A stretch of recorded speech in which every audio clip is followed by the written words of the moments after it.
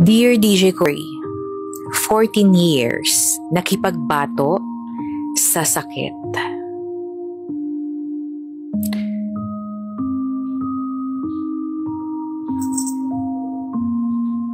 Gusto ko tani nga ako nga istorya sa Father's Day pa maka-abot sa imo, DJ Cory. Kaso, hindi ako sigurado kung makatsyempo pa ako sa time na to. Gani, subong na lang ako nagsulat.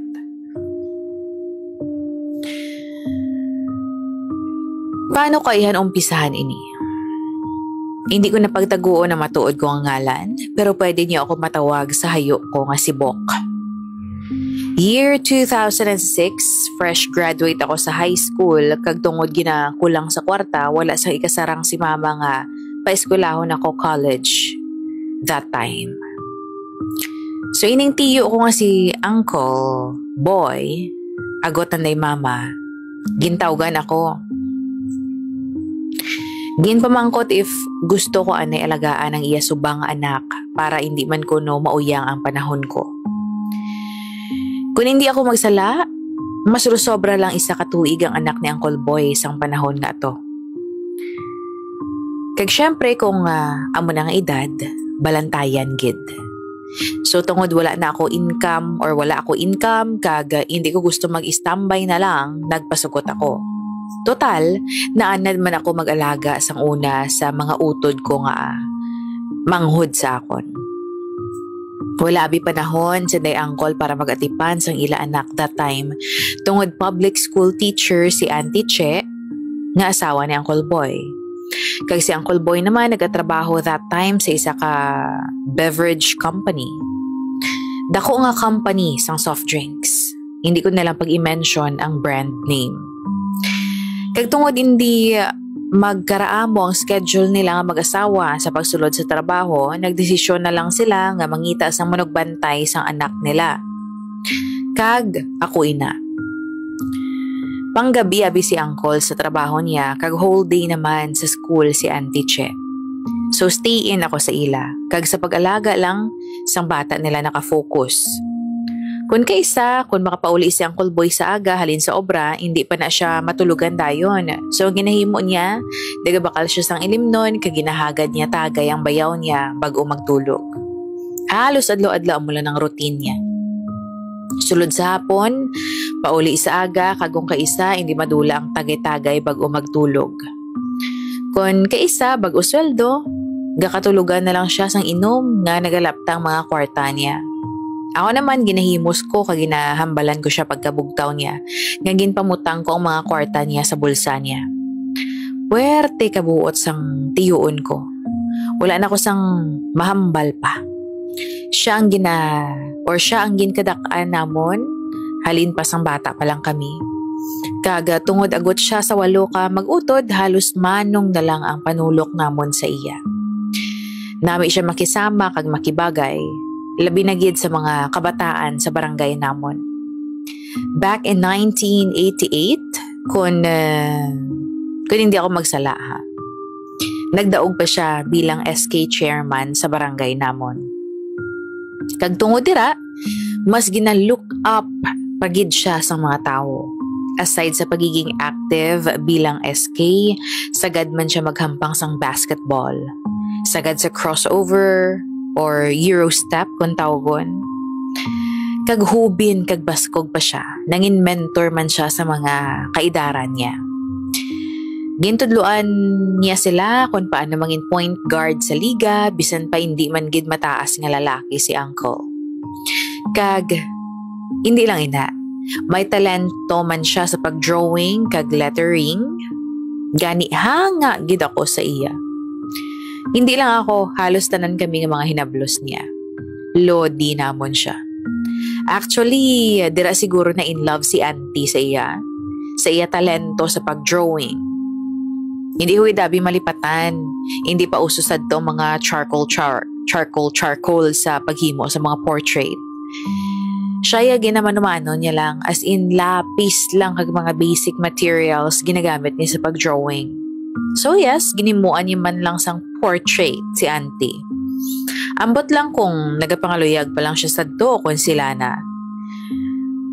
Basta, ka-vivid, kag ka-nostalgic sa mga panahon nga to. Hindi ko malipatan sa una ko nga sweldo sa iya, nalipay gid ko. Kay may pang-allowance na ko. May bonus pa.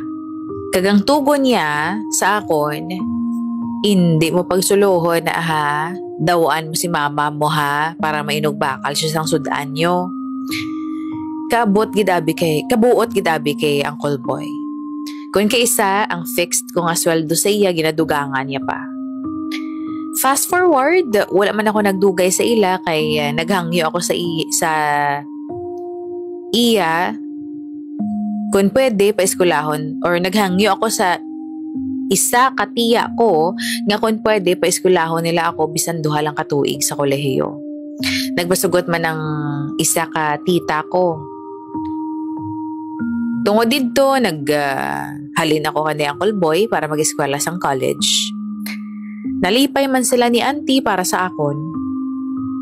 Year 2007, hindi ko lang matandaan kung anong insyakto nga petsa pero hindi ko gid malipatan. Kaya hindi gid malipatan sa bilog nga pamilya namon. Nga gin-rush si Uncle Boy sa ospital kag didto na balaan nga may masakit siya. May ara siya sang CKD o kon chronic kidney disease, kidney failure kung magrabe. Hindi pa namon maintindihan that time pero daw lala na ang kondisyon niya. Tungod kinahanglan niya maguntat sa trabaho. Kasubo lang tungod ka bata pa kay uncle para magkasakit sa kamusad to. Halos tanan kami, hindi makapati sa kaimtangan ni uncle. Daw hindi mag-sink in sa mga pinsar namon nga kinahanglan niya maagyan ang mga pagtilaw nga to. Wala man kami kabalo kung paano nakuha ni uncle ang sakit nga to, pero naistorya niya sa akon sang una, tungod pang gabi siya sa trabaho, permi siya nagainom sang energy drink. Kag tungod ara siya sa factory sang soft drinks, libre ini para sa iya. Dugangan pa nga nagakaagahan siya magpauli halin sa trabaho, kag bisan kapoy gainom para lang makatulog. Pero hindi ini klase sang imnanay nga daw wala na sang buwas. Pero ako manabi ni uncle sa akon nga hindi siya palainom sang tubig halin sang bata pa siya. So tungod sang sakit niya, madamos ang dapat i-adjust si uncle sa lifestyle niya. Damos ang bawal, mga maalat, kag mantikaon nga pagkaon. Pero wala nagpapierde si uncle sa sakit niya. Nagkakaon siya sa mga healthy foods. Kag kung nagaluto siya sang utan, wala sang sabor. Pero naanad na siya magkaon sang amusina. Hay, hasta nga nag-abot ang time nga kinahanglan niya na magpa-idalom sa dialysis para matinluan ang dugo niya. Hindi na kaya sang kidney niyang tinluan ini. Sang umpisa, twice a week, hasta nga naging thrice a week. Then, nagpadalagan pa si Uncle bilang kagawad sa barangay. Kag nagdaog. Tungod sa pagdaog ni Uncle, nagka-discount siya sa mga sessions pag-dialysis. Kag dito kami nag-believe kay Uncle. Istorya pa niya, ang mga kabatch niya nga ginadialysis, may mga nagtaliwan na. Ang iban 3 katuig, 2 katuig, 5 katuig, surrender na. Pero siya, wala naga-surrender. Kag dito pagid ako mas nag-believe kay Uncle. Imagine, umpisa sang nagkasakit siya, bisan wala sabor ang mga ginakaon niya, bato lang. Bisan pang pamatsyagan niya, tapos magdialysis, kapoy, nga daw naubusan kusog. Budlayan siya dayon maghulag, pero bato lang. Sa tuod lang, may option man nga magpa-kidney transplant. Madamo sa pamilya nawon ang willing. Kagamay na lang ang pwede screen. Galing mas ginpili ni Uncle nga mag-dialysis. Hasta nakabuo pa sila ni auntie sa ikaduhang anak. Miracle boy kung tawag ng anak nila ni Uncle. Tungod sa piyak sang sitwasyon ni Uncle, in fairness, nakabuo pa. Kag sa paglakas ng panahon, nagalala na ang sitwasyon ni Uncle Boy. Halos tanan nga malahalon nga bulong ginatik ni Uncle. Hambal pa sa mga utod ni Uncle, hindi importante ang kwarta, importante buhi. Importante mag-ayo lang. O kung mapalawig lang ang kabuhi, go lang. God will provide. Tapos nagabot ang time sang pandemic, syempre. Stricto ang protocols, may mga checkpoints. Mayon na lang ara si nanay. Si nanay, tiyaon namon nga dentista. Utod nanday mama.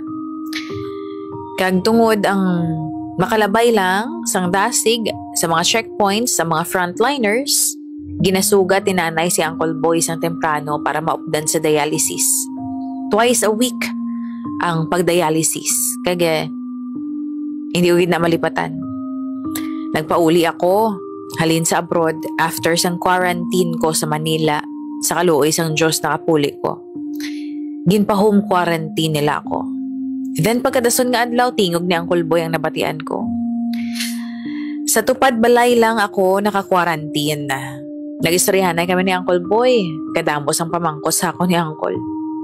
Kung kamusta ako, ang mga naagyan ko, kung paano ang pag-trace ang COVID sa country nga ginhalinan ko. Mapagsik pa si Uncle Boy. Masadya kami nga nag-istoryahanay. Then September 2020, ginistorya sa ako ni Papa nga nagaburon ako ng pananaob ni Uncle Boy. Tungod ko na sa stress kag panumdum sang sakit niya. Baw, Uncle, ang mga mata mo naapektuhan na. Nga nag-amusin na. Nga pati mata mo nadalahig. Grabe. Nawala katapusan ang pagtilaw. Pero wala ka man gihapon nag-surrender. Kag wala man nag-surrender mga tao nga nagapalibot sa imo. Lapit ng Christmas. Ipa-check up sa mga tita ko ang amat-amat nga pagkabulag ni Uncle. Dumduman ko pa, Uncle, bago ka mong magkadto sa ospital. Gintoy-toyan ka nila. Nakapatong ang mga kamot kanday Auntie Cheng kag sang mga anak mo. Hindi ko gusto nga makita kasamo sinang sitwasyon, Uncle. Kay kasakit para sa akon. Hinanay lang ang mga tikang mo. Kag para mabuhinan ang kasubo, ginadyo ka sa mga kabataan mo. Oops, inay-inay lang pa, may tai. Kinadlawanay na lang ang tanan para madula lang ang ginadala mo nga sakit. Samtang ginatoy-toyan ka nila pakadto sa salakyan. Hambal mo pa bago ka magsakay. Ara lang sa kilid mo si mamang, si nanay mo. May bit-bit permi nga rosary. Mang, bato lang taha. Primo ko permi. Kag sa ospital, dito na nakita nga may tumor nga nagtubo sa ulo mo, Uncle. Nga nangin cause ang amat-amat nga pagkabulag mo. Wala nila ginasugid sa imo ang resulta para hindi mo na pagpanumdumon kag hindi makadugang sa stress mo. Pero ang tumor nga to, amo man atong nagapabudlay sa imo. Permi ka lang nagapulaw, kung kaisa aga ka na nagakatulog. Bago ka magdialysis, ginahulat ka kanday Papa nga makabugtaw. Tungod aga ka na makatulog. Hambal mo pa, do hindi na ako gusto magpa-dialysis pa. Wala man sang nagakatabo, wala man ko giyapo nag-aayo. Then December 20, 2020 came, birthday mo ato. Siyempre hindi madulang mga handa. Halata nga kasubo sang mga tao sa palibot. Tanan kami ginapungga ng mga luha tungod birthday mo dapat sadya lang. Kasakit lang nga makita ka namon nga naga-blow sang candle pero wala ka sang makita. Kung pwede lang nga ipahulam ko sa imong mata ko sa adlaw nga to tungod birthday mo man pero hindi pwede. Nag-joke ka na lang. Ginmuklat mo ang mga mata mo gamit ang duha mo kakamot. Para lang hindi kami masubuan sa birthday mo. Madamo ang naghilibi sa to, Uncle. First time mo nga mag-birthday nga wala ka sang may makita. Nagligad pang mga inadlaw, nagalala ng sitwasyon. Base lang sa istorya ni Papa ni Sakon, ha. Tungod siyang permi mo makaupod. Kung may dialysis ka. That time, sa lain na kami nga lugar, nag-a-install sa pamilya ko. Kay Papa lang ako nagakuha sang balita. January up to March, hindi ka na gusto magpa-dialysis. Nangin very moody ka na. Kung kaisa, may pagkaulian nun ka na. Tungkol siguro sa tumor sa ulo mo. May time pa nga after mo magpa-dialysis, upod mo si Mama kag Papa. Si Mama ginaalalayan ka. Ginaba ka ni Mama sa likod niya, tungod hinali ka na lang natumba. Tungod sa pagpalangluya mo. Si Papa naman, hindi ka maalalayan tungod PWD man siya. May naipit nga ugat sa abaga niya pero pwede pa man siya ka-drive. Then May 2021, nag-decide na sila nga i-admit ka. Testingan nga ko haon ang bukol sa ulo mo. Okay naman. Stable man kuno ang tanan. Pero sang time nga i-dialysis ka na. After sang dialysis mo, hinali lang nag-bleeding ang inoperahan sa ulo mo. Kag nag-cause sang pagkoma mo. Hindi ko sure kung coma ang tawag sa to, basta wala ka na nakabugtaw. Wala ka na naka-respond. Madamo na sang aparato nga nakakabit sa imo. Kag tungod pandemya, limited ang mga makabisita sa imo. Ang ulihin mo nga response kay auntie, ang pagluha mo. Amo tong last response mo, Uncle. Nagligad pa ang mga adlaw, wala sang pagbago sa sitwasyon mo. May 21, 2021 sang hapon, nag-decide nga ipauli ka na lang kay kadako nagid sang hospital bills kag ang hambal, kurason mo na lang ang nagabato. Then May 22, udto ato, nagbuya ka na, Uncle. Grabe lang. Sobra lang gid kasakit. Nga ginahulat ka na lang nga maubos ang oxygen tank mo, nga magnubo ang heartbeat mo. Kasakit lang nga wala sang may mahimo ang nagapalibot sa imo, kundi hulato na lang nga ikaw na mismo ang mag-give up. Pero asa sa ulihin mo nga ginhawa, gusto mo man gihapon makaupod ang mga anak mo, ang asawa mo, ang mga utod mo, kag si Mamang. Kaisog sa imo, Uncle. Grabe, kabakod sa imo. Imagine, from 2007 up to 2021, nakipagbato ka sa sakit mo. Hasta sa ginhamyang ka na. Kada aga, ginapatukar ni auntie ang favorite song mo sa ibabaw sang lungon mo. Ang kanta nga Habang May Buhay. Ara sa lyrics ang kantang istorya sang kabuhi mo, Uncle. Habang may buhay, hanggat ang dugo ko ay dumadaloy, sa'yo lamang iaalay. Kag nagabot ang adlaw, nga may family eulogy, tanan nga pinalangga mo sa kabuhi, magahambal. Kinsaysan na lang ilang mga matahong nga experience, kaupod ka, hambal ni auntie, sang time nga kagawad ka pa, gindonate mo ang bilog mo nga sweldo. Ginhatag mo sa isa ka pamilya nga wala sang makaon. Nga ikaw pa. Madamo man dira sa mga kriminal, mga pusher, mga malain binuhatan nga ikaw pa. Sang si Papa naman ang nagsaysay, na istorya niya nga 1/4 sang kabuhi niya nakaupod kaniya. Kamo ang permi nga magka-bonding, kung magkadto sa sessions, o bisan ang simple nga pagpangapi sa hapon. Nagakape ko na si Papa pero ang ginakape mo mainit nga tubig lang. Plain lang, wala gyapon sabor, ultimo kape. Kadamo ako sang may nabatian ng mga istorya na hanungod sa kaayo mo. No more pain, Uncle. Hambal pa sang agwat mo, wala na sang sakit dira, Papa. Kag makakaon ka na sang gusto makaunon. Puro na kasanag ang makita mo dira. Wala sang kadulo, wala sang kasubo. Pila ka tuig naman, halin sang ginbayaan mo kami, Uncle, pero daw buhi ka man gihapon sa mga huna-huna namon. Siguro, diri masulod ang hambal nila. The people who love us never really leave us. They will always stay in our hearts. Salamat sa tanan, Uncle. Kag pareho sa permi mo ginahambal sa amon,